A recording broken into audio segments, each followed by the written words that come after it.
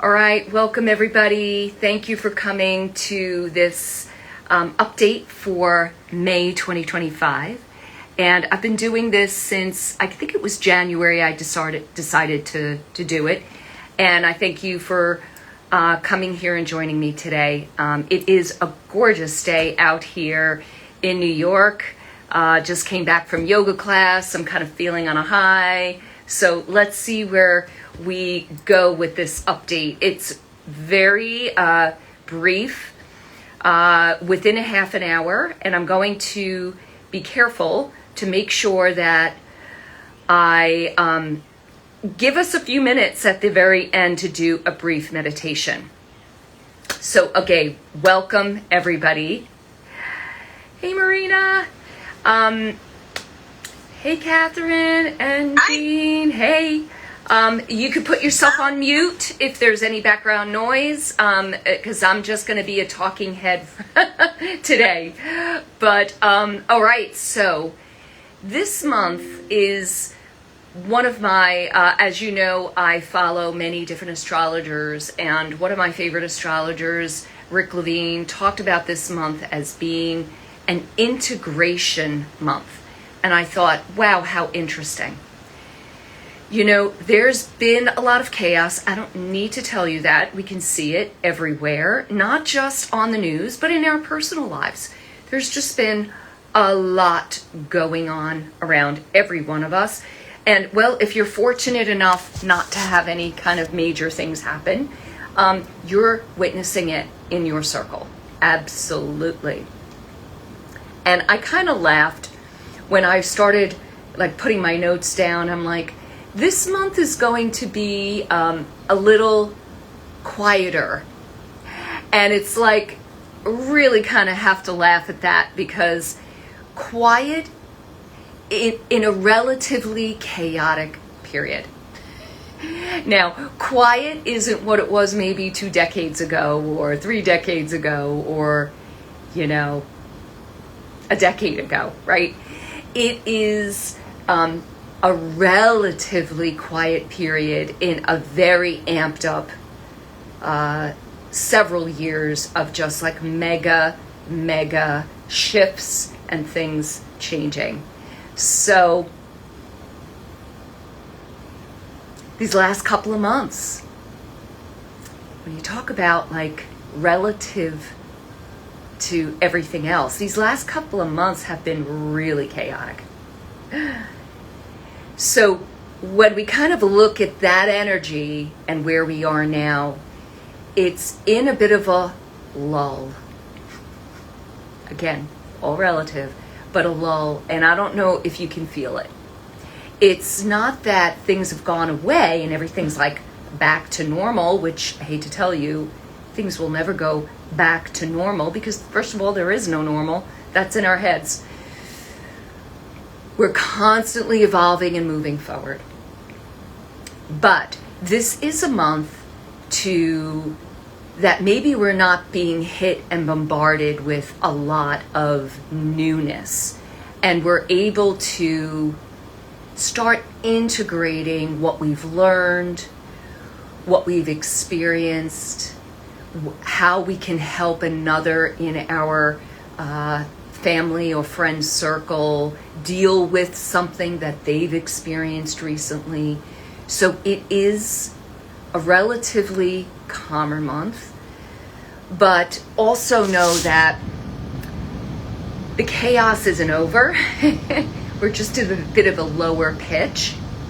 And as I talk through this next segment about the outer planets, you'll see why. But we're just able to kind of create some stillness in our lives. I think this relative pause or stillness is allowing us to develop a practice of going into stillness if we don't have one.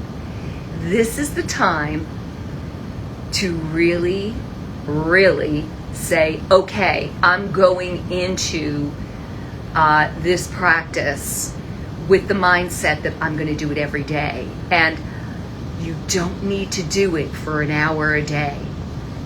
even 5 or 10 minutes a day, we can all carve 5 or 10 minutes out of our day to just sit and breathe and be quiet and not be bombarded by the headlines, not being bombarded by, texts from friends or family or crises. We're allowed to just sit and breathe. And I know many people, myself included, have a real challenge with meditation. But if you can just bring that stillness and quietness and just sink into the breath and try not to have those fleeting thoughts that are constantly our background chatter dominate that period of 5 to 10 minutes. Try to let it go and just come back to the breath. I'm telling you, this is a time to start that practice if you don't already have it, because we're going to be in more chaos coming up. All right. So one thing I've been talking a lot about is the outer planets and what's happening with, the far reaches of our solar system. So the outer planets are extremely slow moving relative to the planets that are closer to the sun.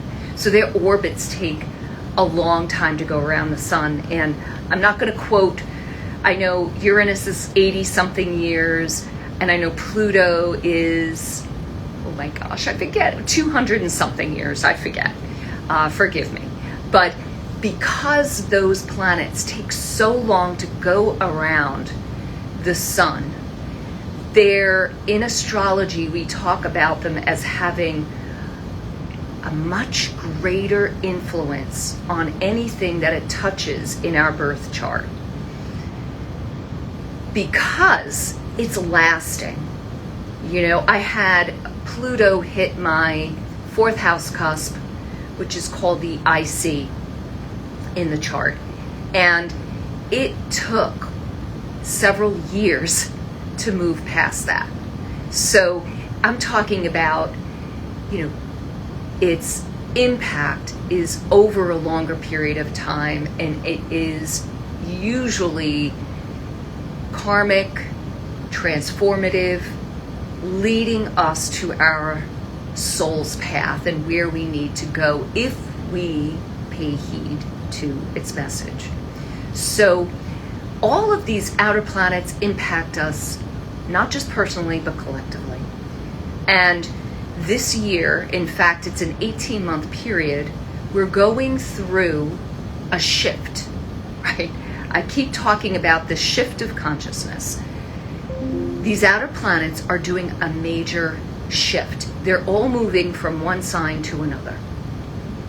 And this is, according to astrologers I follow, something pretty astonishing that they've not seen happen for thousands of years.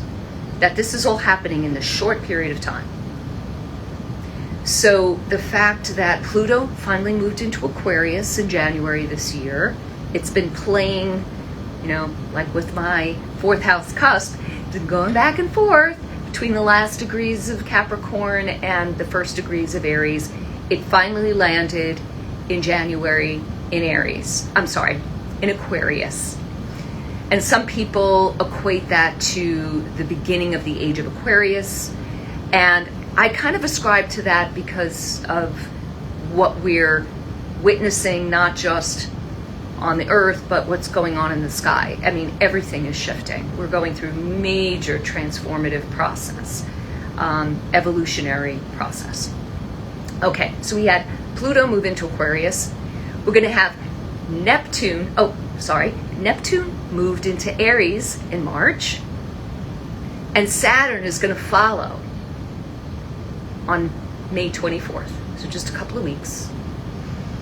And Uranus is moving into Gemini in July. And so there we've got Pluto, Neptune, Uranus, Saturn, and even Jupiter. Jupiter is going to be moving. I forget where Jupiter's moving, but it's later in the year. So Jupiter is also moving into a new sign. So all of the, like, really big picture is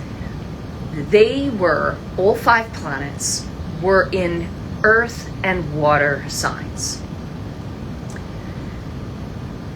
Now, in astrology, those are kind of connected to more feminine. Those are the feminine qualities in astrology, and connected to more like receptive, internal, kind of just more inner work.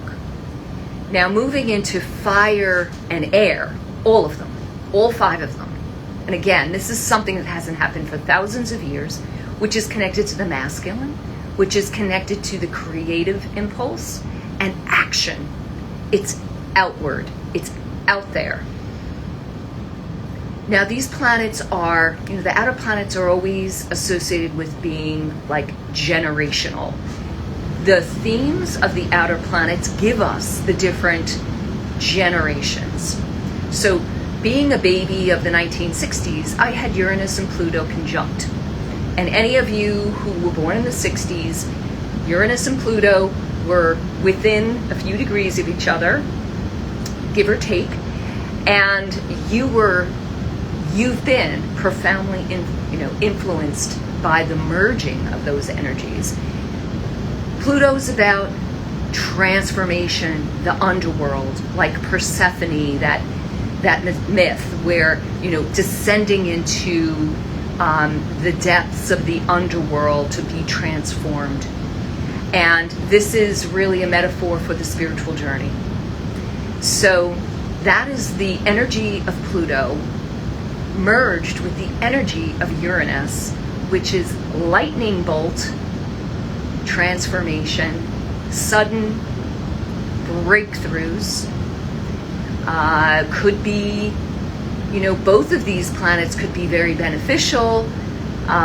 They could also be experienced as traumatic events in our lives. But as we know, our higher selves know, always is for the greater good. It's always to propel us down the path we need to be on. So Pluto and Uranus are trine. They're within a few degrees of being trine. Now, that aspect is 120 degrees, and a trine is very beneficial. So, this is the first time they've been in this configuration since the 1960s, because these planets take forever.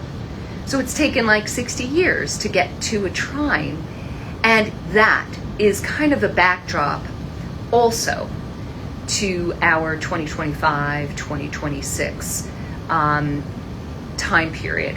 So that is extremely beneficial, but it does mean that we will either, and I'm talking about both collective and personal, experience transformation, metamorphosis at a sudden breakthrough speed that we may not have realized was possible before.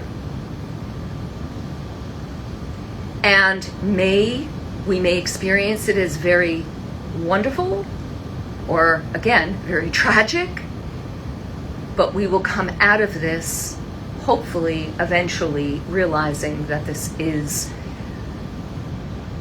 part of the plan for us. Okay, so the spring equinox chart in astrology kind of sets the tone for the astrological year. Working with the idea that spring is the beginning of the year from pagan times, and so that is a really pivotal time, March 20th. So what astrologers do is they look at the chart for March 20th and they see how it sets the tone for the rest of the year. In that chart, Neptune, the planet of spirituality, is highlighted. Two really beautiful connections in the chart. So, Neptune, let me just share a little bit more about Neptune. So, Neptune is about consciousness. It's about our spiritual journey, our soul growth. It is connected to imagination and dreams, the creative impulse at the highest level. So artists who have a very prominent Neptune are really channeling the qualities of Venus at a very high octave, a very high level. And it is about just divine beauty and source, but it's also about illusion and delusion and addiction and symbol of the underworld as well.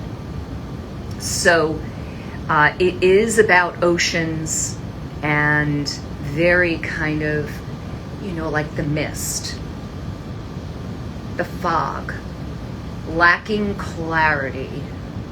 So depending on where Neptune is in your chart right now, you might be feeling a lack of clarity in a particular area of your life, or maybe in delusion,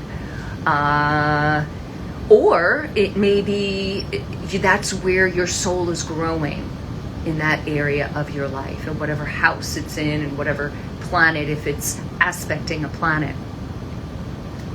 Hey guys, thank you for joining on Instagram. Yay! If you missed some of it, I'm going to record it. I'm going to put it up on YouTube. So I would love for any comments, please. Anything at all. Okay, so we're halfway through this update, talking about the spring equinox chart and how Neptune is a major influence in the chart for this year, this astrological year. So Neptune was conjunct the sun on the spring equinox. So that's like really, you talk about the sun, the leader of this solar system that brings illumination to everything. And Neptune being conjunct the sun is just an amazing symbol of finally getting clarity on your path and your spiritual growth. It's like the light is finally shining, so there's no more fog and mist. And it's that pure spiritual seed, that potential. This year has that ability for every single one of us.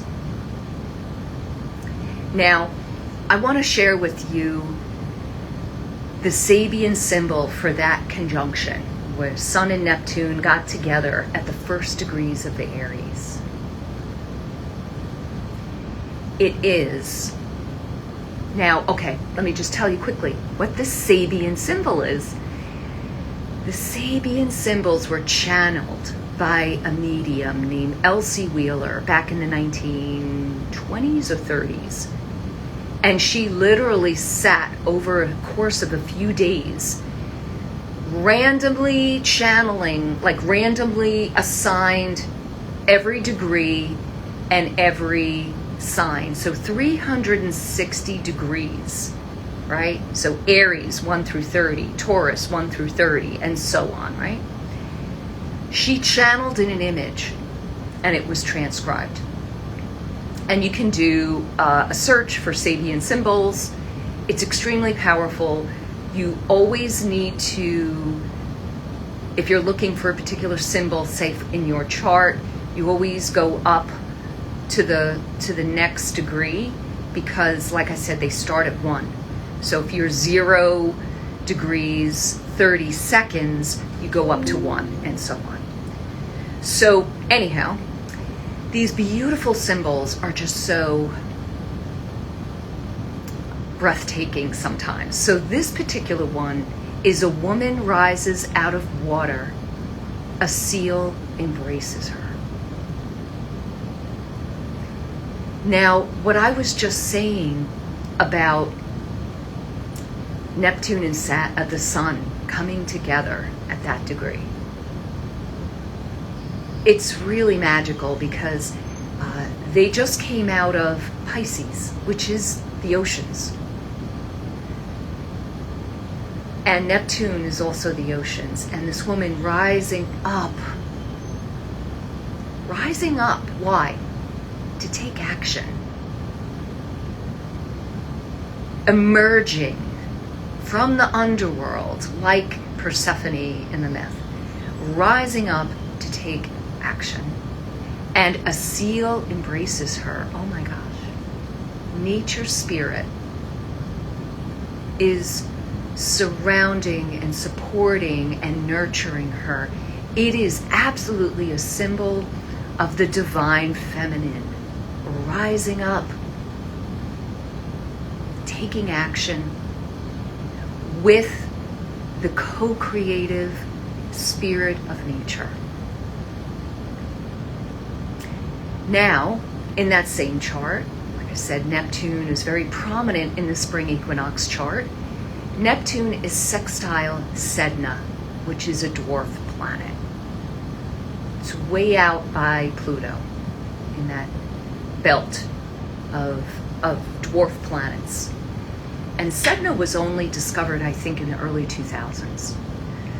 And she was, I believe, the first planetary body that wasn't named after a Greek or Roman goddess or god. It's an Inuit goddess, Sedna.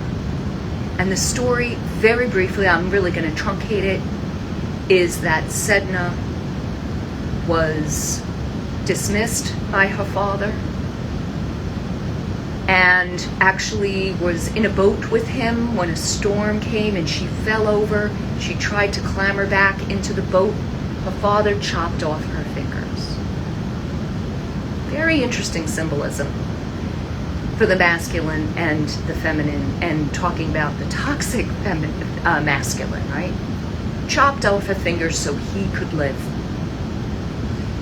Her fingers fell to the bottom of the ocean and turned into every marine animal, every creature that we now have. It's a creation myth from the Inuits.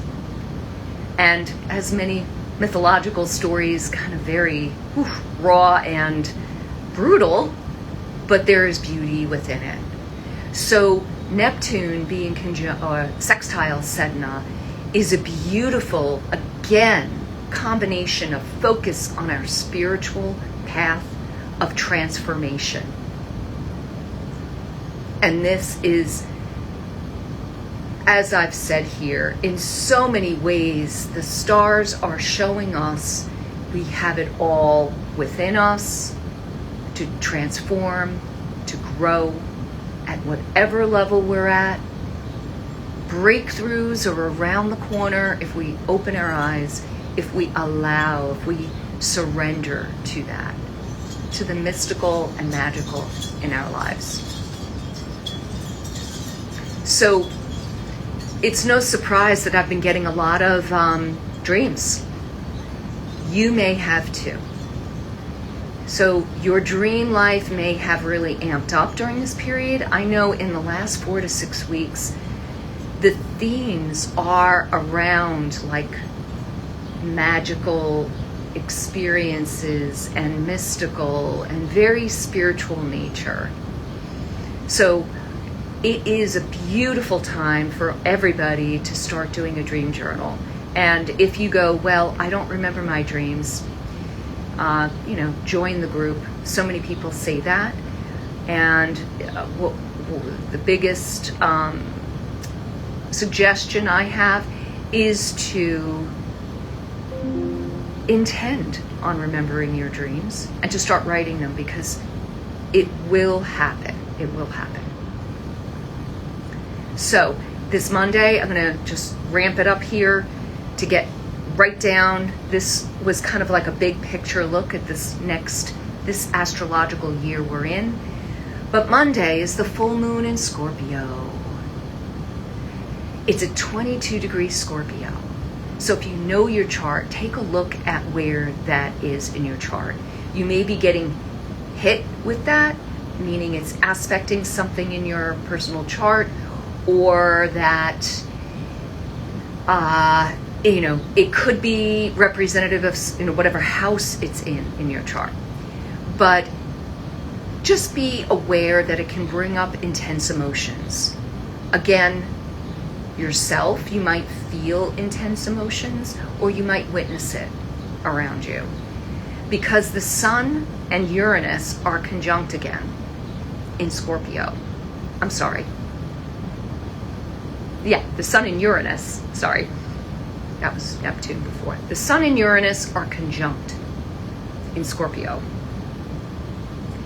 And not Scorpio, I'm so sorry, Taurus. But they're conjunct this full moon in Scorpio. And it can bring unexpected events, kind of outbursts, but it could also bring breakthroughs. So everything is yin and yang, right? So just watch how that might show up in your life. You might not experience any of it, or you might experience something profoundly. And Pluto also just turned retrograde. And, we talk about the impact of the outer planets.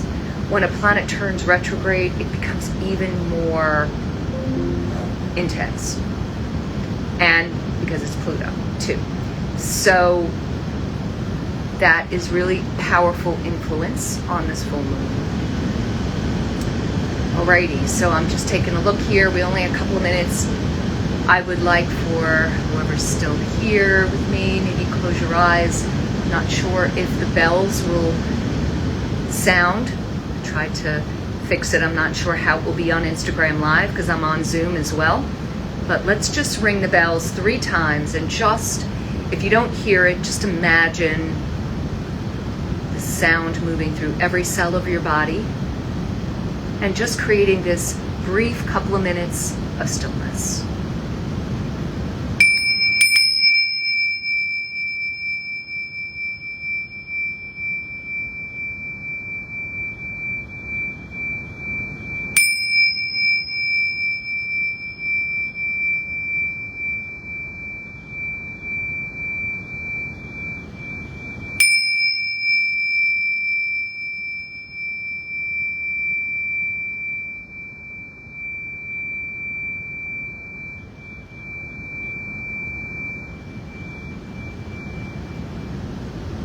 As I started saying, I invite everybody to take the opportunity this month to start a practice of stillness, even if it's for 5 minutes. Download an app that will keep you kind of structured, or just stop and pause at some point during the day when you remember. Doesn't have to be at any particular time of day. And always spend some time in nature, because nature is there to co-create with us. Nature provides us just a feeling of peace and calm. And when we're out there with more consciousness and mindfulness, we get that much more exponential healing. So, yeah. And even if you're just walking from your house to your car, do it in a mindful way and notice the clouds. Look up. Don't just look down. Well, be careful. But look up, stop, pause, look up. Notice the flowers. This is the time of year when the flowers are just calling to all of us to notice them. Imagine their little children jumping up and down going, look at me, look how pretty I am. And, it just makes you laugh. It makes you smile. Oh my gosh, you just lifted your energy field like, right? All right, everybody. I look forward to seeing you, and take the greatest care. We are exactly where we need to be, every one of us.